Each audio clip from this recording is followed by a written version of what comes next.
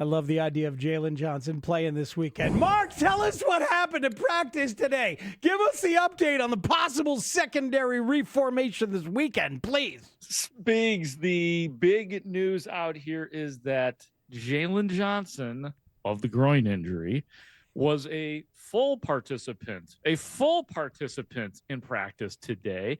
It is important to point out that while the practice window did open for Jaylen Johnson last week, Johnson still has not been officially activated.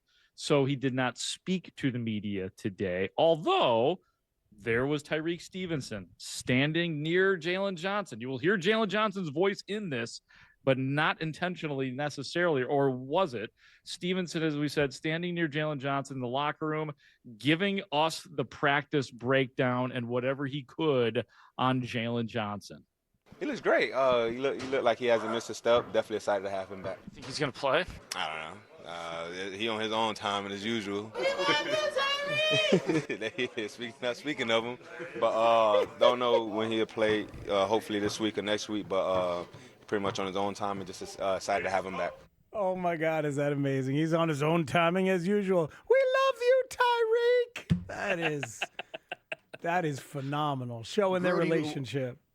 What would it mean to have Jaylen Johnson back? Right? You're around this team every day. Like, what does that do for the Bears' defensive backfield? I mean, it would do a lot to shore it up. And it's not like the guy like Nahshon Wright has had a fine season so far this year, to the point where, you know, you could look at it as a conundrum a bit, that a guy like that probably will lose some playing time. And we'll talk about that a little bit later on as well. But I mean, look, guys, I don't think anybody would push back on me if I was to say, Jaylen Johnson is your best player when he's healthy. So to get that guy back in tandem with Tyrique Stevenson, who we know has had this weird kind of up and down season this year, to get him back in there, lock those two guys in, and as well right now as Kevin Byard is playing as a safety, and Jaquan Brisker as well, like that really begins to fortify things. And it's a good question, Lawrence, especially because of the fact that the Bears' defensive numbers are still not good.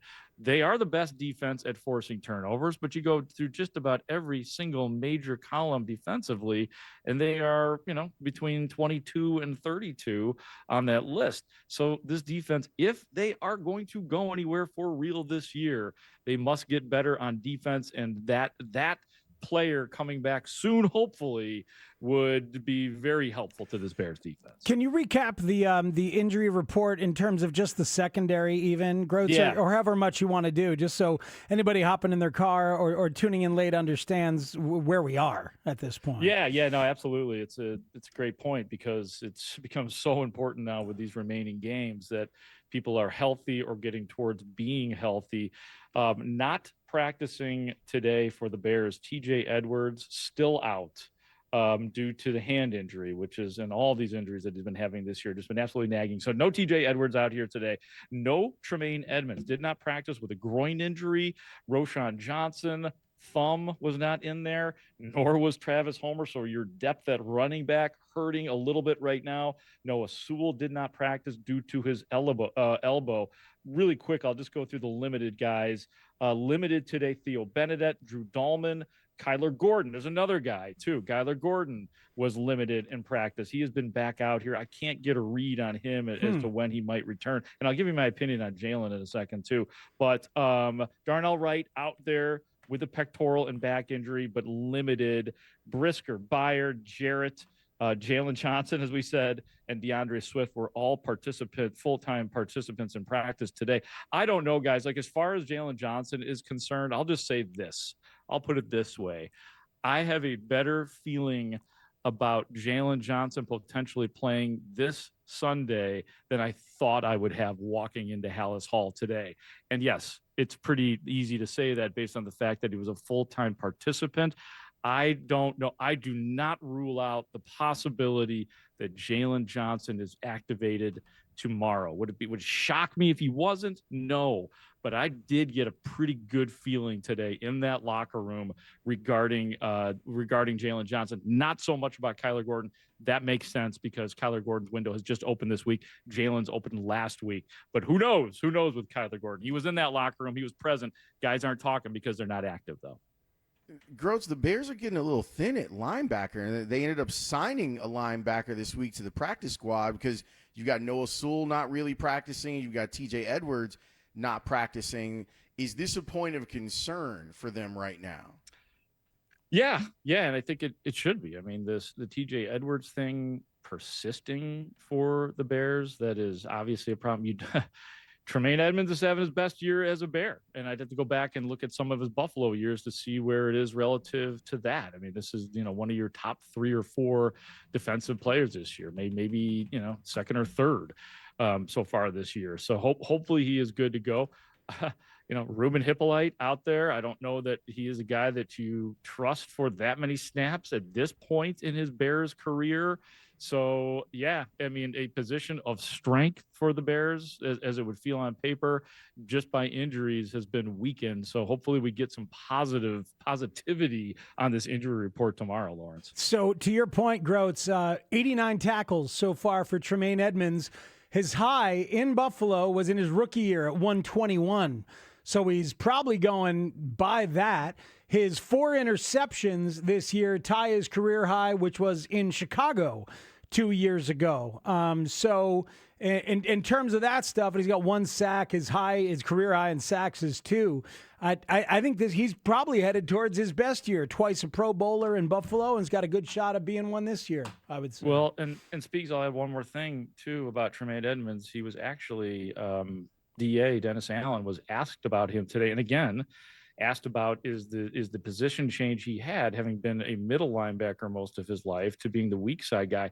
The question to Dennis Allen was, has that helped him be as good as he is this year? And he gave a straight up yes. There was no gray area whatsoever. So it's another example of the coaching staff playing a part in the development and the making better of these players, which is, wow, mind-blowing that a coaching staff would develop players and put players in positions with which to succeed. And we've seen that, and the Bears are 7-3. Before Chicago takes on Pittsburgh, tune in Sunday from 9 a.m. until noon for your local Ford dealers pregame show right here on 670 The Score. Olin Kreutz, Patrick Manley, and Mully, and our guy, Grote, will be there for you. And then immediately following the game, they'll have instant reaction on the postgame show, which is presented by TimberTech Decking and Railing and Arturo Tires. All of it can be heard on The Score and the Odyssey app. What are they saying about Aaron Rodgers up there? Well, let's put the mic up to Tyreek Stevenson to discuss that forward. He said that, he is looking forward to possibly facing Aaron Rodgers. And by the way, Aaron Rodgers did practice today in a limited capacity, but here's Tyreek on Aaron Rodgers. Yeah, of course. Legend quarterback. So definitely look forward going up against him. My only goal this week is to get an interception. Definitely would sit at the top of my trophy case, but definitely excited about going against him. Is there a better chance of intercepting Mason Rudolph than there is of intercepting Aaron Rodgers? Really don't matter who throw the ball. Best thing I can do is put myself in position to go catch it when I see it. Boy, it's some news in there. He's looking for an interception. Sounds like Tyreek's playing as he's limited on the depth chart. They might have both corners back this weekend, man. God, could you imagine? I mean, it might take a little while to get everybody back in the flow, but my God, I mean, it's talk about right on time. And as per usual, Aaron Rodgers always has the good ratio of touchdowns to interceptions. Just looking at it right now, 19 TDs to 7 picks. So he is imperfect. You can get Aaron Rodgers, but per usual, he's pretty careful with the football. And right now, Aaron Rodgers, a 66.4% completion percentage through 10 games. And again, he did practice today despite the broken left wrist. Fascinating bit of audio yesterday from the coach who talked about the difference between Aaron Rodgers and Caleb Williams in that Caleb doesn't get the ball out quite as fast as he needs to if he wants to become Aaron Rodgers. It was great honesty and transparency from Ben Johnson. We are smarter for hearing it. Declan Doyle kind of talked about the evolution of Caleb, at least this year and ongoing, didn't he, today on Coordinator Day? Yeah, I thought it was some really interesting stuff, as usual, per Declan Doyle. He's really good at the podium right near where I am standing right now at Halas Hall. If people are watching on Twitch or YouTube or wherever they take in the Spiegel and Holmes show. But Declan Doyle talking about processing and Caleb taking it all in right from the very beginning.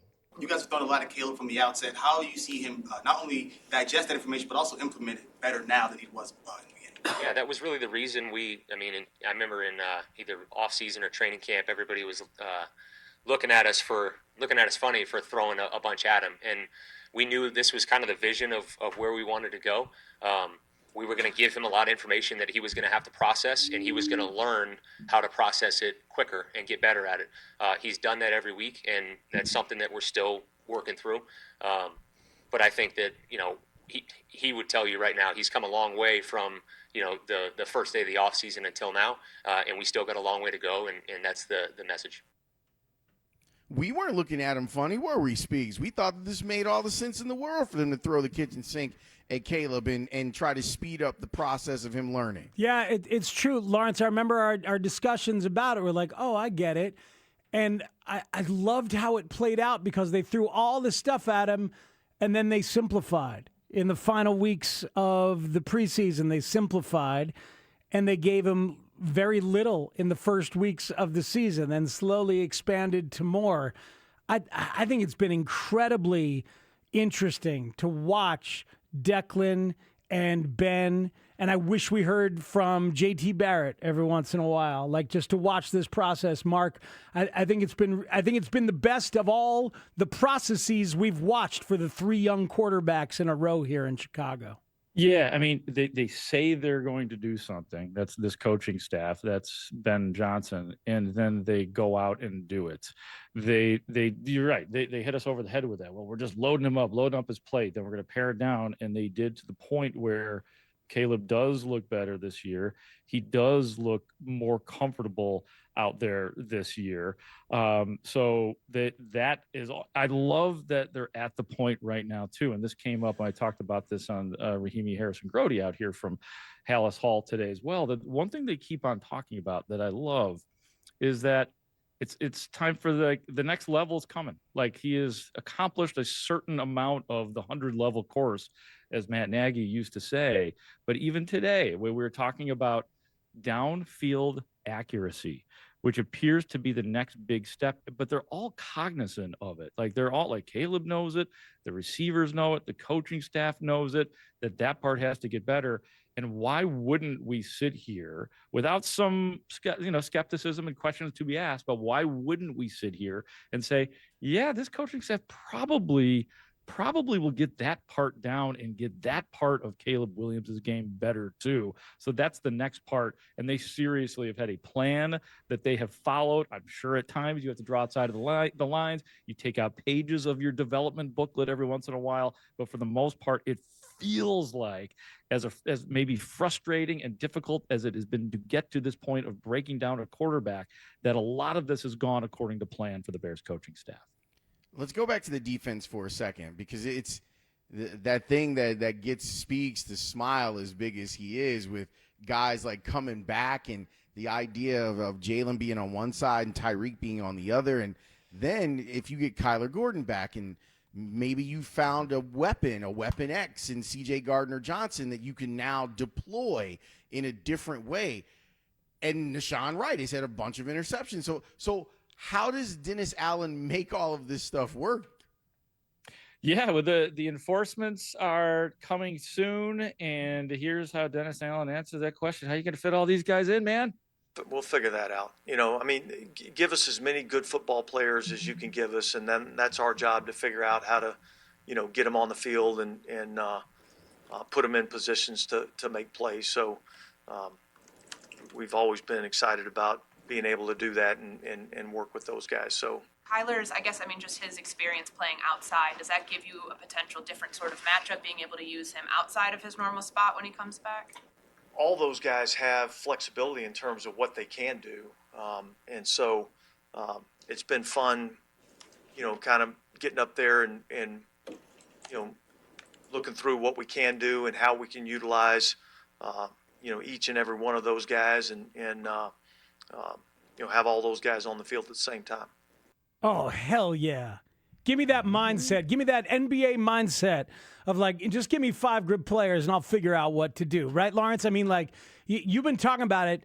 A Legion of Boom look with 3 dudes playing safety if you need to. You got options, and Dennis Allen will be creative when he can be.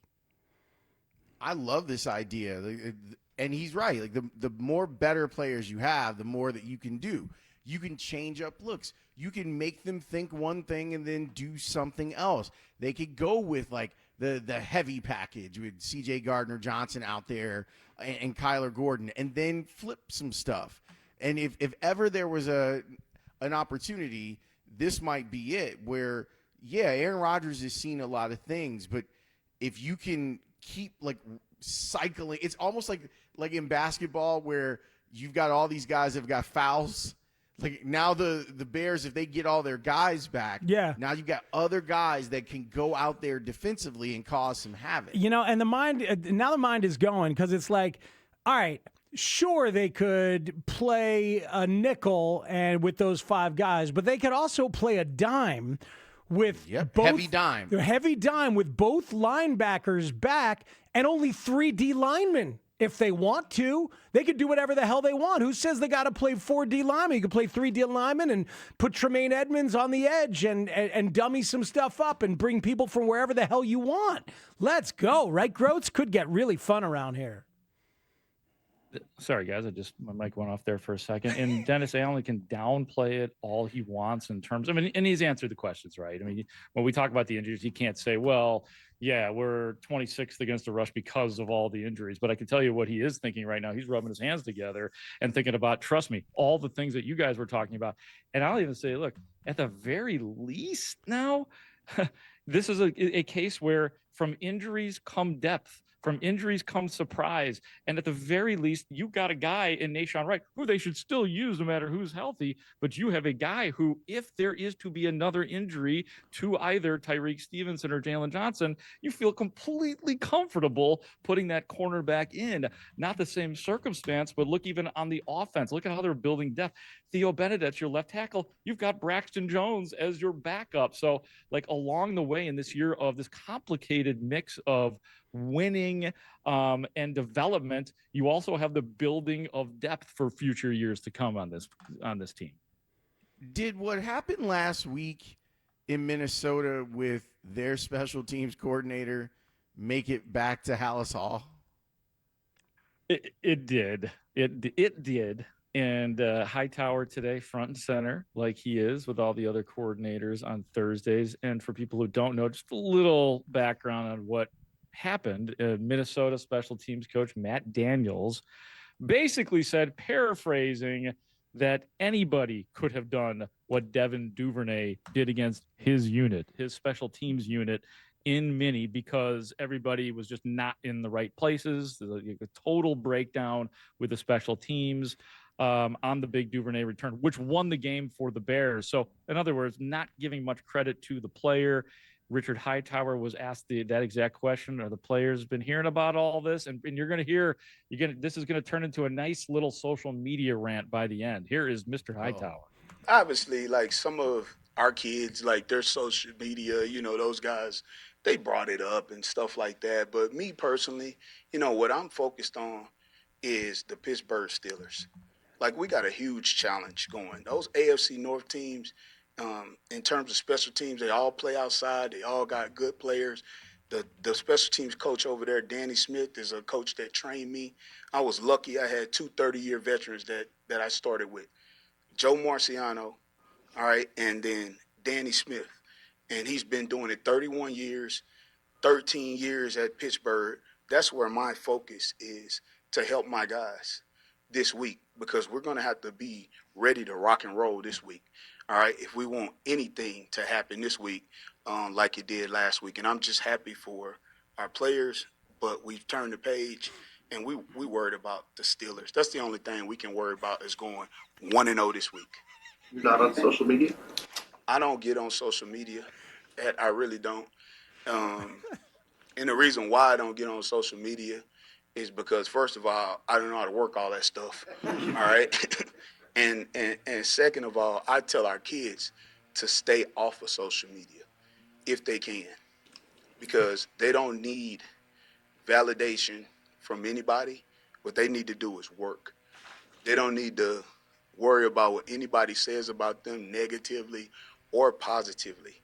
It doesn't matter. And especially not from anybody that has to hide behind a computer screen anonymously to say their opinion of you. Leave it out of there and worry about what's in our building. Hot damn, I'm Team Hightower, Team HT right now. Lawrence, sorry. Leave it in the building. That's my guy. It's my guy right there. He's speaking some truth about Just like socials. the Bulls. I like when he's talking about his counterparts in Pittsburgh, and it's very Haugh to me. Let me tell you about Joe Marciano. Let me tell you about Danny Smith. Joe Marciano. Let me tell you about that guy. Who? What? Hold on. There's either a very loud vacuum at your place, Grote, or it's somebody trimming some hedges at Lawrence's place. What's happening right now? I'm trying to turn me down so you guys don't hear it. Yeah, I like it. I like it. The sun has come out. You know, there's a golf course back there. Uh-huh. Yeah. I've been walking to the tee box during breaks. Oh, man. I like the idea that Lawrence has been vacuumed. It's a personal vacuumer that Lawrence has hired. Swings by the house. That money around, man. I do like these days on the score. Like it makes it feel even bigger than we are. That we're doing a 50,000 watt station where we're all in different cities right now, man. It's pretty sick. We got Phoenix representing. Yeah. We've got Chicago representing. We got Lake Forest out here at Halas Hall representing as well for the entertainment of our listeners. Nuggets, beautiful tidbits, nuggets and tidbits, delicious nuggets. I have one delicious nugget, and it does center on something that Mr. Hightower brought up today as well. This is a something. And look, Cairo Santos's name has been met with consternation, it feels like, this year. But Cairo Santos holds a Bears record for most field goals of 50-plus yards. He is now at 24, passing up Robbie Gould's previous record of 23. So there you have it. Santos, the captain, now a record holder, passes right by Robbie Gould. But we've turned the page. You should have seen Lawrence. That is correct. The producers just so excited when HT dropped that one. Wednesday production gets a bonus. Do you guys believe anyone that says that they don't have social media now? No. And I actually thought it was pretty – one thing he just said that was very wise was I asked them to stop doing it if they can, because it's unrealistic to tell, hey, 24-year-old who grew up with – don't look at that. That'd be like telling us to stop watching television. Like what? Or social media. We're the same. I'll tell you this right now. My therapist flat out gave me the order a few weeks back to keep it off my phone. And I have followed that order, and I'm better off for it over these last 3 weeks. I think that's probably a good thing. Dirty little secret, like when I still keep the dream alive that someday at Mark Grote Sports will return. It's still out there. It's out there somewhere. Maybe it's back. I don't even know. But because of that, I sort of have not been as heavy on the Twitter either, and just I've enjoyed saving the best of my stuff that I have on the radio. So it's sort of old school, and I don't know if one can survive that way, but I've kind of enjoyed my self-imposed suspension from Twitter. I still tweet. I still put stuff out there, but just not at the obsessive level that most do. The original social media radio. It is. And I'm enjoying my time doing just old. I got stuff for you, but you got to listen to it on the radio. And then it'll be everywhere else on Instagram and Facebook and Twitter and Twitch and YouTube. So that is us. That's the world. Guys, that is us. That is us. Grote, thank you, sir. Yep. Take care, guys.